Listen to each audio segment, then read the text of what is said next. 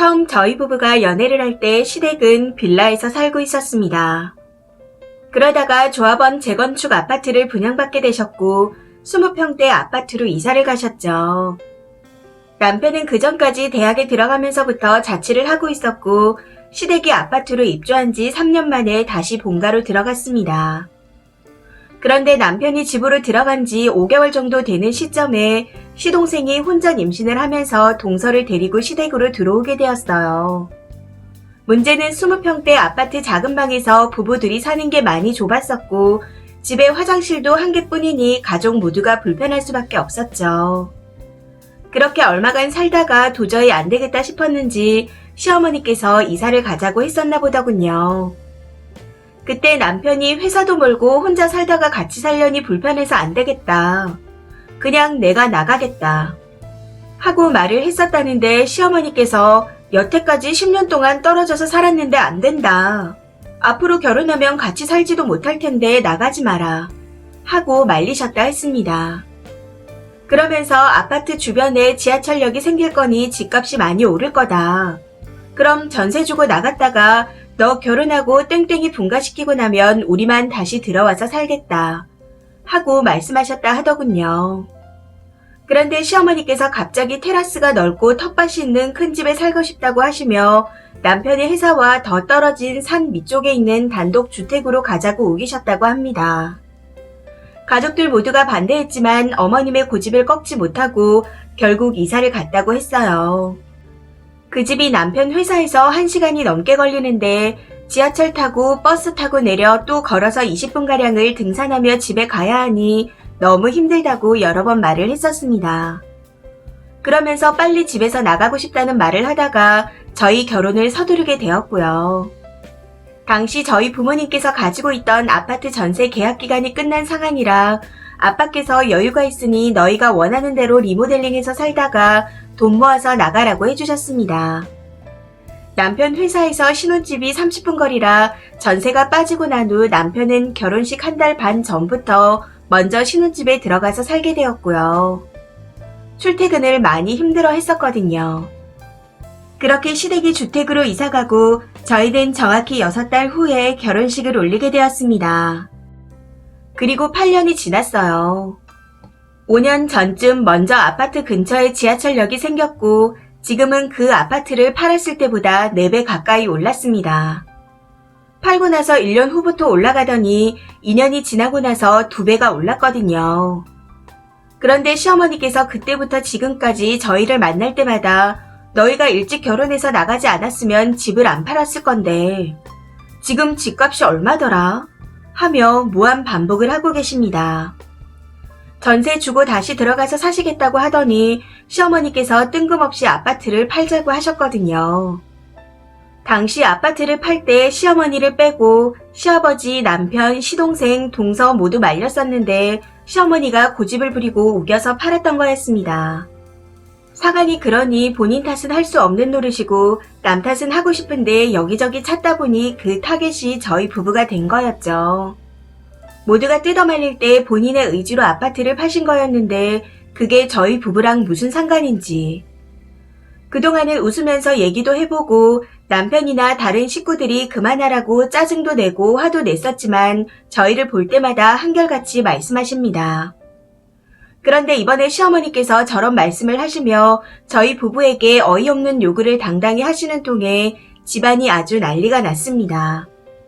결혼 당시 친정 아빠께서는 요즘 집 장만해서 결혼하는 게 힘들다. 우리가 여유가 있으니 도와주겠다. 집을 해가는 건 아니지만 시작할 때 친정에서 도움을 많이 주면 시집살이도 안 시키고 무시 못할 거다. 하고 말씀하셨습니다. 그래서 언니도 결혼할 때 부모님께서 가지고 계신 집에서 시작을 했었고요. 아무튼 그렇게 친정 도움을 받아 결혼을 했었는데 2년쯤 뒤에 아빠가 많이 아프셨습니다. 지금은 쾌차하시고 건강관리를 열심히 하고 계시지만 그때는 혹시나 하는 생각에 언니와 저에게 살고 있는 집을 증여해 주셨어요. 증여세는 저희가 내고 앞으로 한 달에 25만원씩 엄마께 용돈을 드리는 조건으로요. 이건 시댁에서도 알고 계시는 거고 당시에 참 고맙다고 하셨습니다. 그래서 저희는 이제 괜찮으니 앞으로 시동생네랑 같이 사시다가 집은 시동생네 물려주시라고도 말씀드렸어요. 그렇게 몇 년의 시간이 흘렀고 그 사이 저희 집이 3배 정도 올랐는데 시어머니께서 그걸 확인하고 계실 줄은 몰랐습니다. 그걸 지난주에야 알게 되었네요. 시어머니께서 주말에 가족끼리 식사를 하자고 하셔서 시댁에 갔었는데 저희가 도착하고 얼마 안 있다가 또 너희 때문에 이사가 어쩌고 저쩌고 하시면서 말씀을 시작하시더라고요. 거기다 요즘 조카가 자기도 아파트에 살고 싶다며 자꾸 이사 가자고 조르고 있나 보던데 그런 이유로 조카를 들먹이며 땡땡이가 아파트에서 살고 싶다고 한다.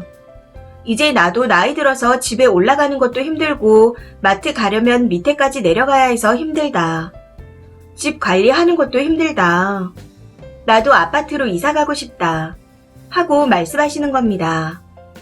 그러면서 인터넷에 보니 너네 집 엄청 올랐더라.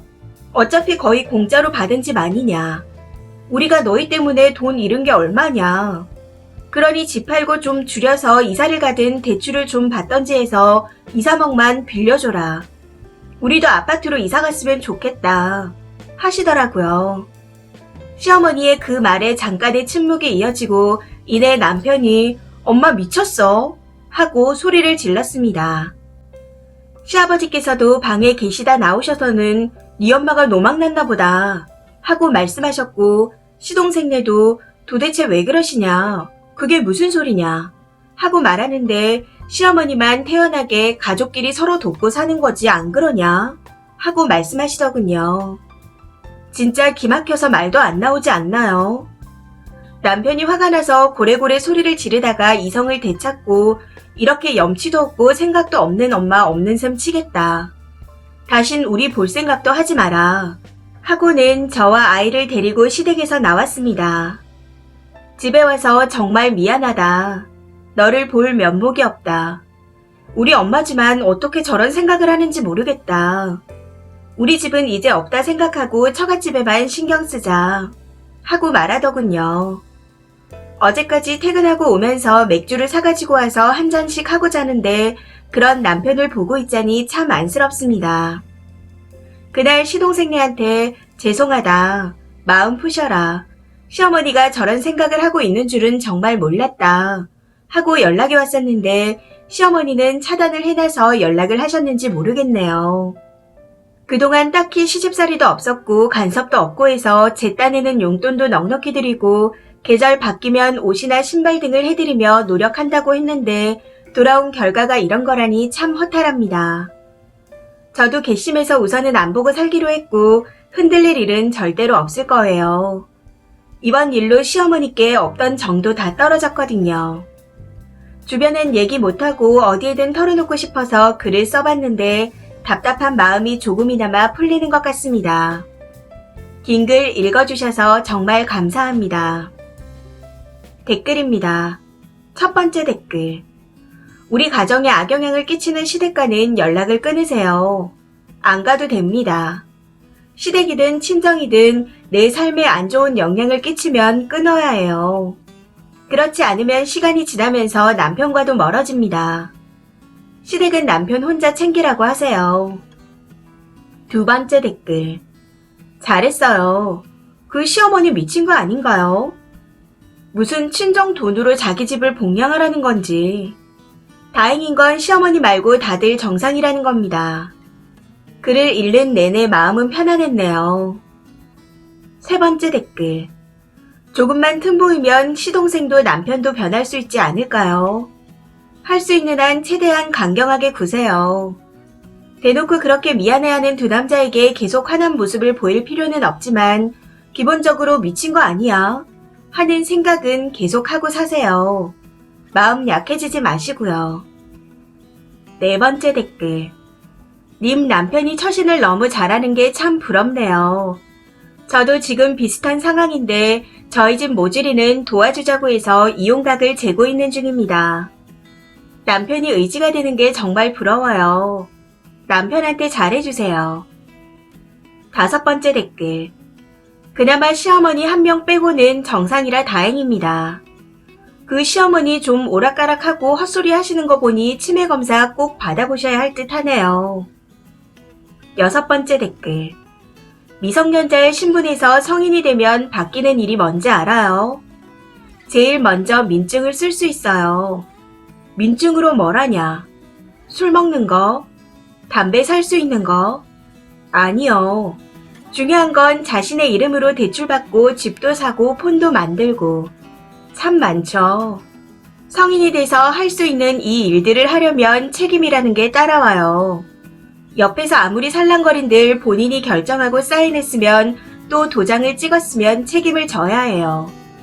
난 몰랐어. 이럴 줄 알았으면. 이라고 하는 사람이 세상에 얼마나 되겠어요. 신세 한탄을 한들 누가 해결을 해줘요? 국가가? 가족이? 친구가? 아니요. 본인이 책임을 져야 하는 사실은 변하지 않습니다. 시어머니가 이 중요한 사실을 모르시네요. 평생 남의 탓만 하고 책임지기 싫어하면 그건 어른이 아닙니다. 다 자란 애나 마찬가지예요. 7번째 댓글. 저게 말이 빌려달라는 거지 그냥 집을 팔던 대출을 받던 돈 내놔라 하는 거랑 뭐가 달라요? 다들 말리는 와중에 본인이 집 팔자고 고집부리고 기어이 집을 팔아놓고 상관없는 큰아들네 탓을 하다니. 살짝 노망나신 것 같은데 병원에 한번 가보시라고 하세요. 이 사연은 여기까지입니다. 시청해주셔서 감사합니다.